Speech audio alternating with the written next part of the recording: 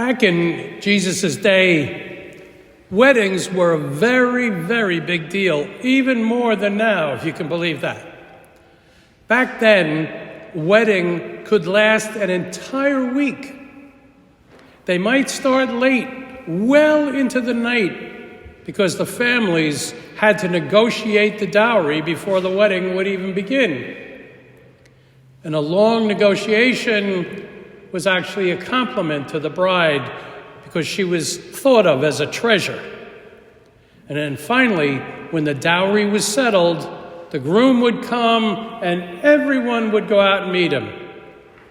And they would need oil. Lots of oil. And then the feast would begin. And remember, this could take a whole week. Now, Christians, hearing this parable, would of course liken the bridegroom to Christ. And during the first and second centuries, Jesus was expected to return and begin a messianic banquet. Meanwhile, during the same time, Christians were suffering very badly for their faith. And they were tempted with disappointment and despair. Why doesn't Jesus come and set things right? What's taking him so long? And we are tempted to ask those same questions these days. And there is so much suffering in this world. This parable speaks of watchfulness and perseverance and preparedness, especially in the face of suffering and tragedies. But we must not limit the idea of being ready to welcome the Lord only to the moment of death. That is not what this parable is saying. We have been hearing, and we keep hearing over and over, that the kingdom of heaven begins here and now. Christ comes into our life every day in so many ways. But here's the big question.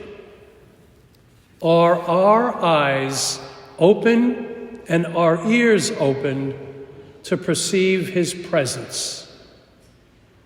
Are we alert to welcome him and to respond to his invitation, follow me? The kingdom of heaven is present when the kingdom activity is taking place. When's that? It's when the hungry are fed and the thirsty are given water. It's when the sick and imprisoned are visited, homeless given shelter, refugees protected, and the oppressed set free. We do not have to wait for death to experience those things. In the kingdom of heaven, the bridegroom Jesus comes to us to form us and lead us to the full life which has been made possible by his death and resurrection. This parable is the second of 4 stories that Jesus tells us how we're supposed to live until he comes. And we might conclude that the virtuous are those who stay constantly alert. But I'd ask you to note that those 10 virgins, they all became drowsy and all of them fell asleep because the bridegroom was delayed. The real difference between the wise and the foolish virgins, that the wise ones are prepared and they brought extra oil to see them through the waiting period for the bridegroom. And so we ask ourselves, what is the oil that I have in my lamp as I wait for the Lord to come? What do I need that will sustain me during those days, during the delay? And you know, I look around at many of you, And I know that you seem to sustain yourselves by regular habit of prayer. I've seen you do it. And you worship with others.